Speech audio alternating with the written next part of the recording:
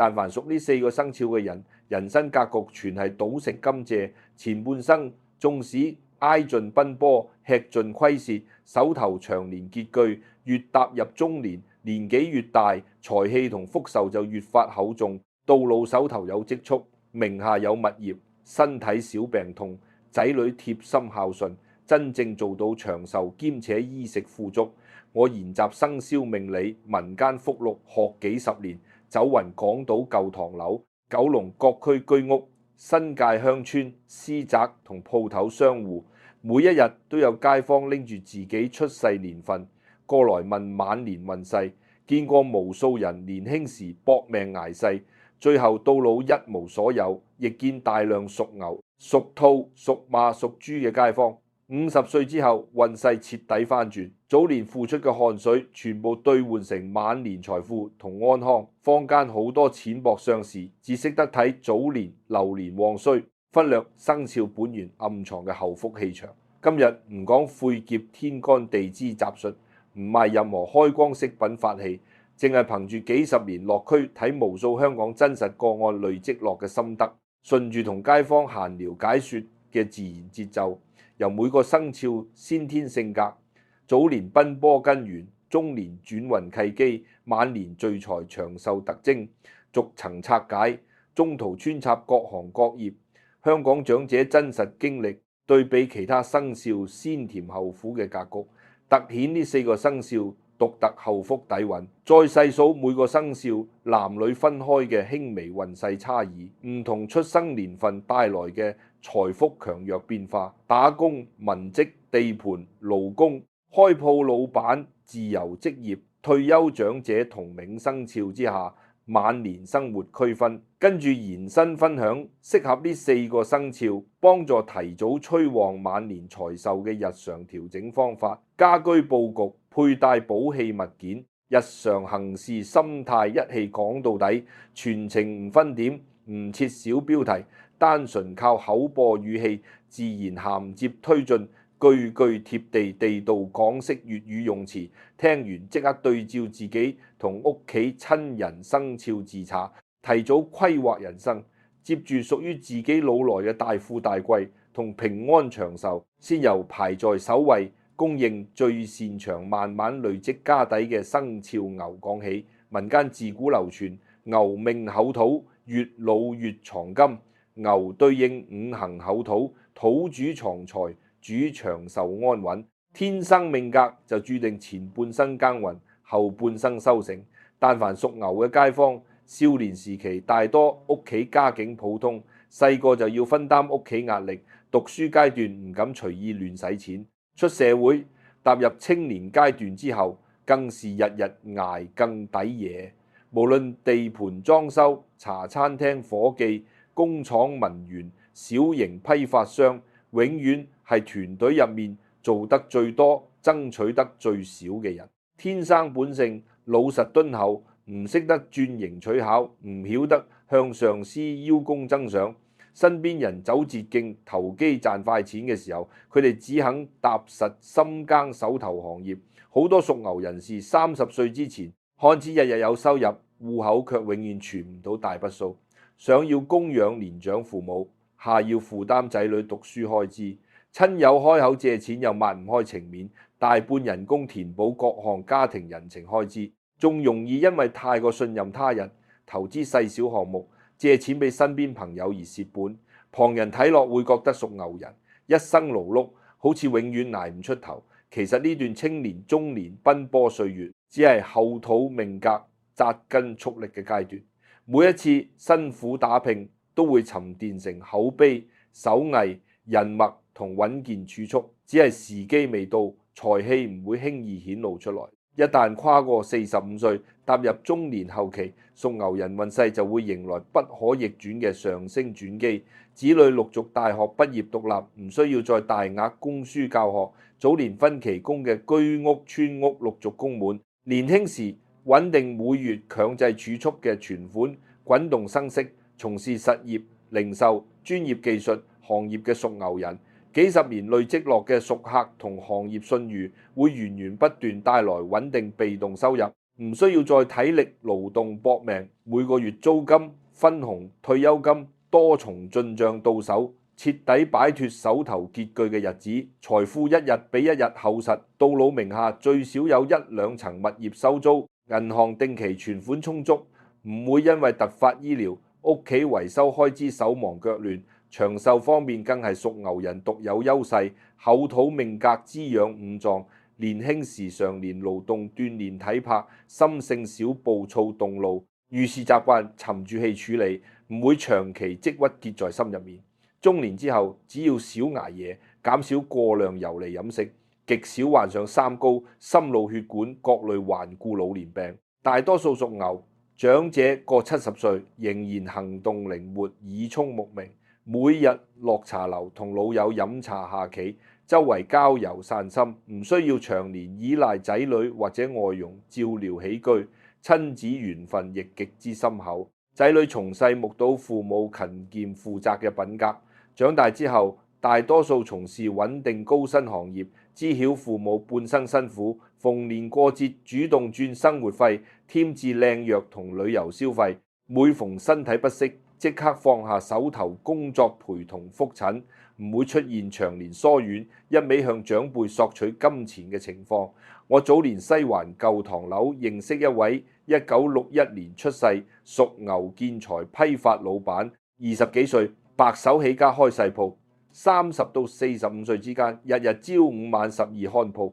遇過貨款被客戶拖欠，同行惡性競爭，仔女留學大筆開支，戶口存款長年維持幾萬蚊，身邊好多同輩生意人勸佢投機炒快錢，佢始終堅持穩健經營，每月硬性劃分30%收入做定期儲蓄。到47歲之後，鋪頭客源穩定擴張，早年買嘅2層工廈樓價大幅升值，仔女分別做醫生同工程師，每個月定時孝順父母。而家67歲已經退居幕後，交俾仔女打理生意，每日只負責飲茶、遊山玩水，名下3層收租物業，加幾百萬定期存款，每年定期去歐洲、東南亞旅遊，每年體檢全部指標正常，80歲高壽亦毫無壓力，完美印證屬牛人遇老，財福遇厚，長壽安穩嘅先天命格。好多同生肖街坊同佢軌跡大同小異，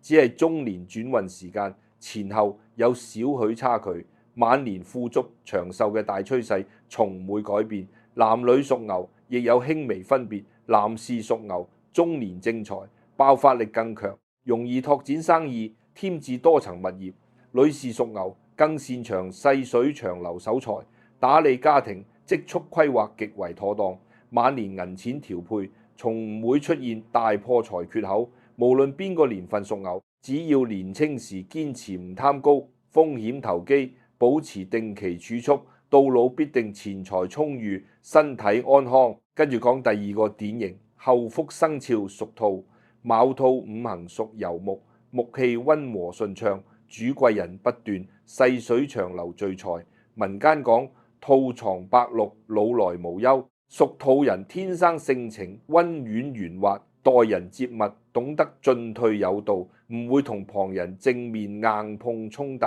但早年階段往往因為心腸太軟，顧及身邊人感受，白白承受大量虧損同操勞。青年出社會嘅屬兔街坊，無論文職、服務業、小型零售，做事永遠顧全大局。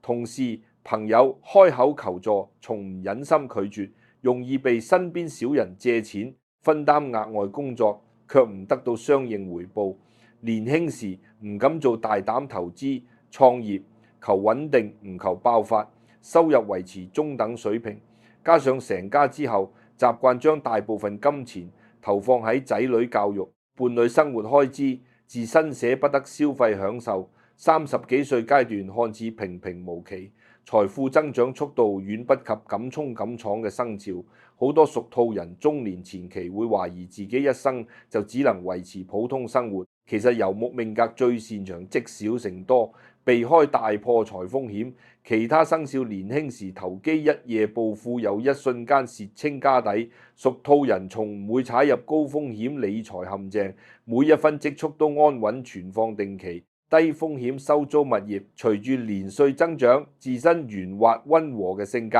會累積鋪天蓋地貴人人脈。無論職場升職、生意客源、投資機遇，總有前輩、老客戶、老友記主動出手扶持。跨過50歲之後，人生負擔逐步減輕，早年長期積累嘅資產緩慢增值，每一年存款、租金收入穩步上漲。唔會大起大落，但永遠維持正向增長。到老手頭流動現金充足，唔使為3餐醫藥費節省，仲有閒錢培養書法、園藝、短途旅遊各類興趣。長壽層面屬兔人獨有，先天優勢，心態向來平和少焦慮，唔會為瑣碎小事耿耿於懷，情緒長年維持舒緩狀態，肝氣順暢，唔易鬱結。中年之後，只要減少熬夜追劇，少轉牛角尖，多數人70幾歲仍然精神飽滿，睡眠質量佳，少失眠、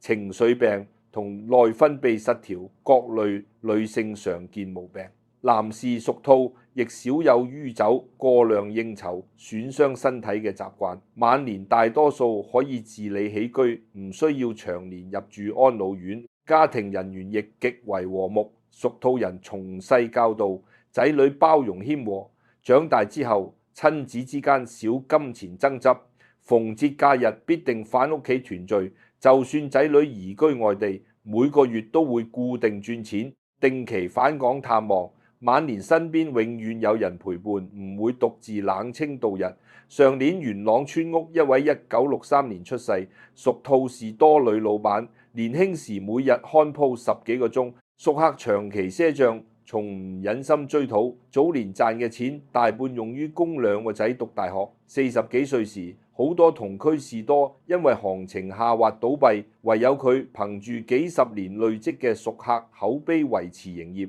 51歲之後，仔女全部出社會做專業崗位，每月孝順生活費。早年分期買嘅村屋同鋪位，租金逐年上調。而家62歲。每日只開半日鋪，其餘時間同老友行山、種花，戶口定期存款幾百萬，每年體檢所有器官功能穩定，每個月仔女輪流帶佢周圍旅遊，從唔使擔心銀錢同起居問題，完美印證屬兔人遇老遇有財福、安康相伴嘅命格。屬兔男女運勢輕微分別，女士屬兔貴人緣，早年就逐步顯現。中年之後財富增值速度平穩，男士屬兔50歲之後事業容易迎來2次上升，副業長期投資陸續帶來額外橫財。無論邊個年份屬兔，只要小心遠隨意，大額借錢俾親友，堅持低風險儲蓄，到老必定衣食富足、長壽安樂。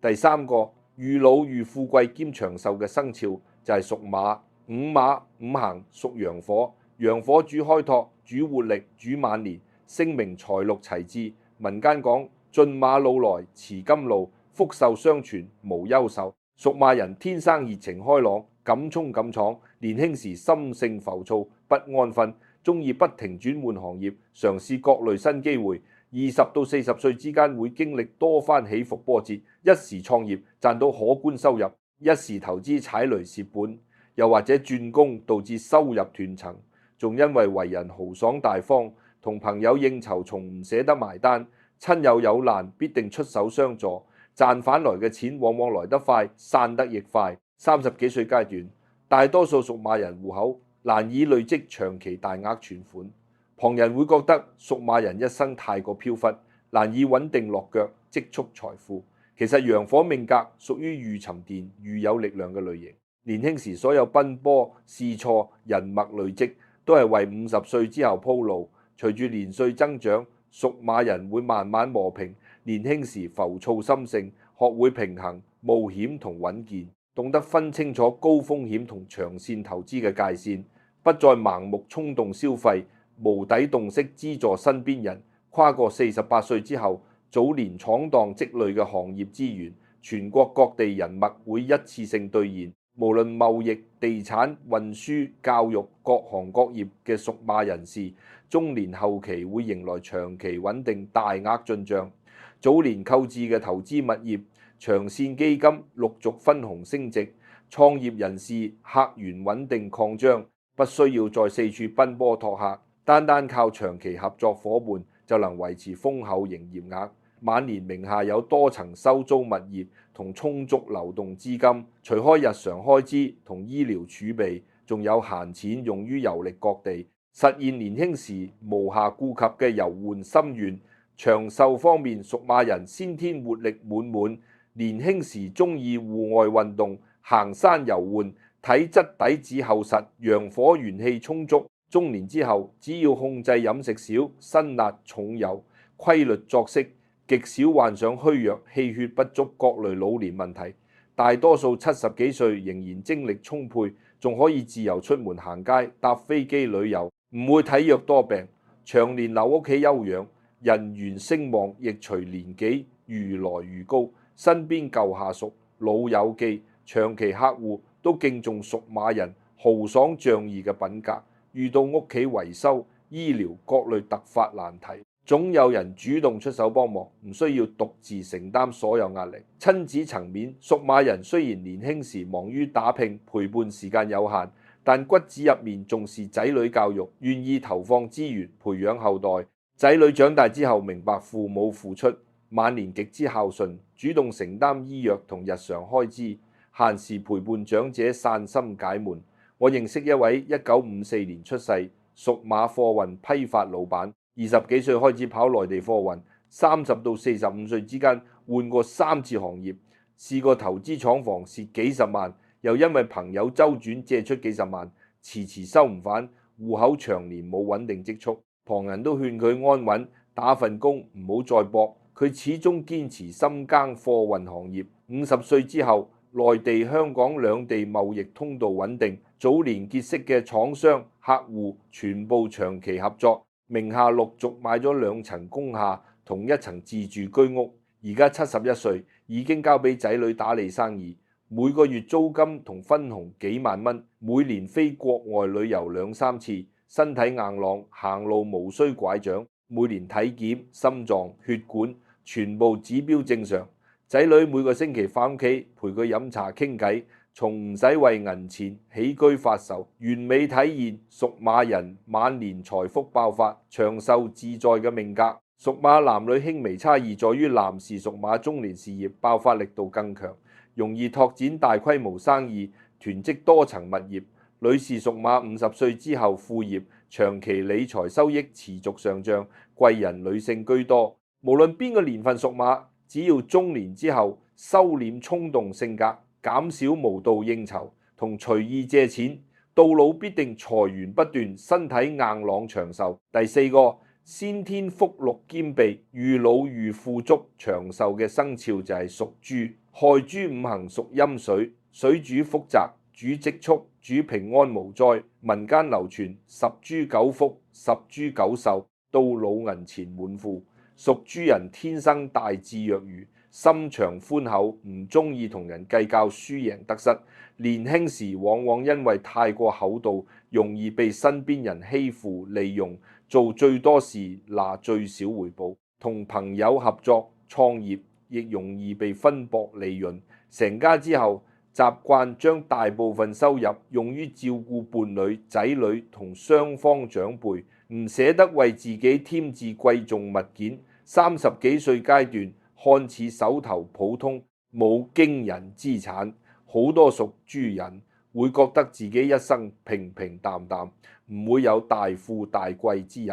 其實陰水命格暗藏後福，所有早年吃下嘅虧、付出嘅善意，都會轉化成後天貴人運同財富福氣。屬豬人從唔貪圖一夜暴富，理財觀念穩定保守，從唔碰高風險投機產品，每個月都會固定留存一部分收入做儲蓄。隨住年歲增長，身邊曾經受過佢幫助嘅朋友、客戶、親人會陸續回報扶持。踏入52歲之後，人生徹底擺脫操勞，早年穩定儲蓄同低風險置業陸續增值，正財穩定之餘，仲有各類輕微橫財、舊債主動歸還、保險到期分紅、舊物業徵收補償、各類意外進帳源源不絕，到老名下存款充足，物業穩定收租，完全唔需要再為生計奔波，每日只需要享受生活，培養興趣，衣食住行從唔需要節省。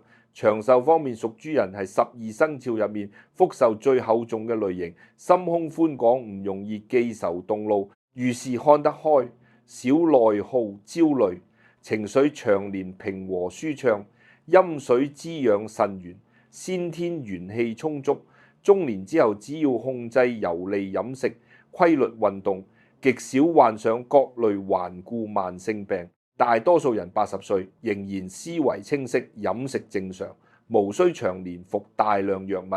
晚年身邊親朋好友眾多，每逢節日屋企熱鬧團聚，唔會孤獨冷清。仔女亦繼承屬豬人敦厚孝順嘅品格，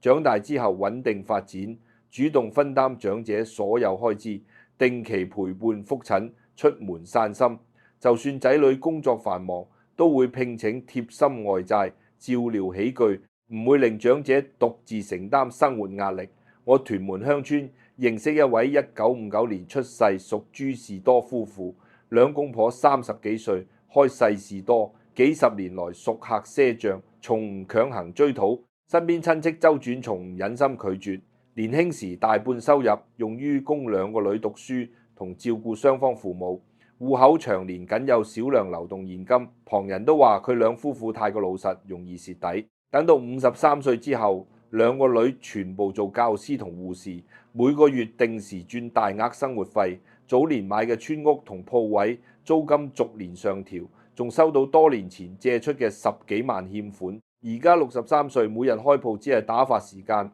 其餘時間種菜、同鄉里飲茶、打牌。戶口幾百萬定期存款，每年同女兒一齊去外地旅遊，每年體檢，所有器官功能平穩，每年都有80幾歲長者嘅長壽潛質，完美印證屬豬人遇老財福厚重、平安長壽嘅先天命格。屬豬男女輕微分別，男士屬豬晚年橫財機會更多，舊投資舊債容易有意外回報。女士屬豬更擅長打理家庭儲蓄，守財能力極強，唔會出現大破財缺口。無論邊個年份屬豬，只要維持寬厚心態，唔貪圖高息投機，到老必定銀錢充裕，無病無災，安享長壽。講完牛、兔、馬、豬4個天生遇老遇富貴長壽嘅生肖，各自完整人生軌跡。順住節勢，同大家簡單對比其他大多數生肖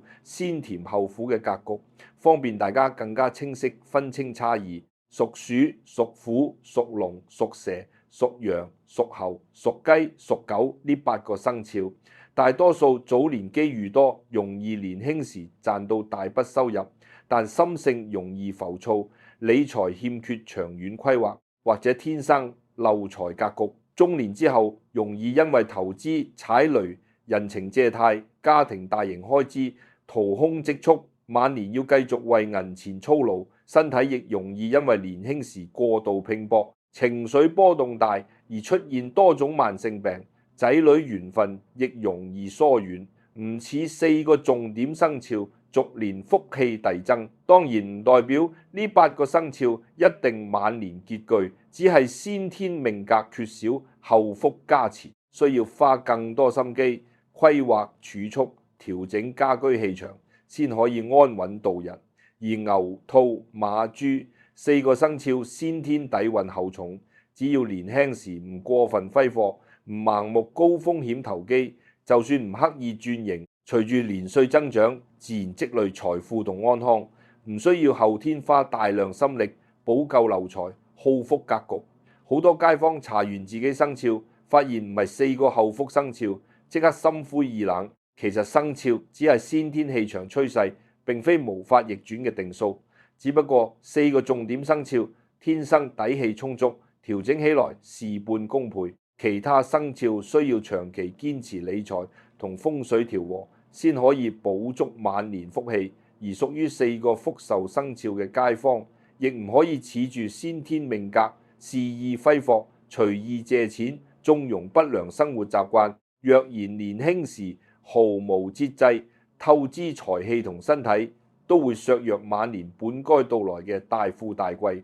同長壽安康。跟住順住節奏分享幾套適合4個生肖、成本低廉、香港普通人輕易執行嘅後天催財增壽方法，唔生硬分條。跟住日常起居邏輯自然講落。首先係理財習慣調整。4個生肖雖然後福厚重，但年青時容易心軟，為身邊人消耗積蓄。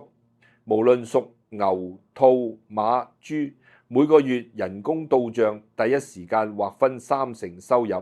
放入長期定期儲蓄戶口，設定自動轉帳，唔可隨意提取。剩餘金錢再用作日常開支，逆轉先使後儲嘅習慣。面對親友大額借貸，學識溫和婉拒，無底洞式求助，只可借出極少額閒錢，並立下清晰還款日期。投資只選擇穩健長俸保險、低風險收租物業、大型藍籌儲蓄產品，遠離民間高息借貸、虛擬貨幣、不知名加盟項目，避免中年大破財，消耗晚年底蘊。跟住佩戴5行補氣飾品，輔助放大財壽氣長。屬牛厚土命格，長期佩戴黃玉、黃水晶、陶瓷吊墜、手鏈，加厚藏財之力，滋養體魄，延緩老年病痛。屬兔油木命格，佩戴綠玉、翡翠、桃木飾品，強化貴人緣，平穩情緒，減少內耗。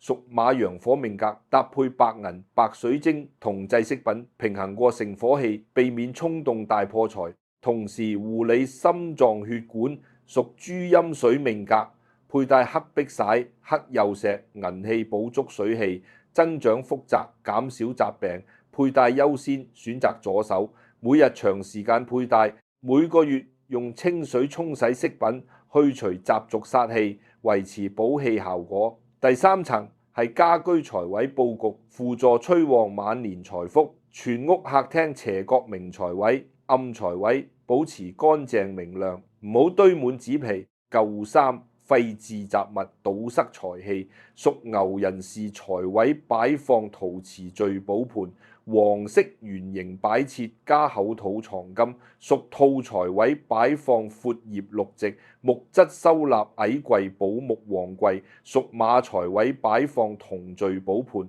白色圓形擺設祭火守財。屬豬財位擺放黑色圓形水缸，黑曜石擺件補水增福。全屋正北水位常年保持乾爽。梅雨季長期開抽濕機減少陰濁氣，損耗福壽。最後係日常心態同作息調整，延長安康。屬牛人士減少長時間獨自勞動，懂得適時放手，交俾仔女下屬處理，少轉牛角尖，過度操心。屬土人士唔好過分顧及他人感受，委屈自己，多留時間培養自身興趣，減少情緒鬱結。屬馬人士中年之後收斂浮躁衝動，減少無道應酬飲酒，規律作息，避免損傷心臟。屬豬人士控制高油高糖飲食，每日維持輕度戶外運動，心胸繼續保持寬厚，少記仇。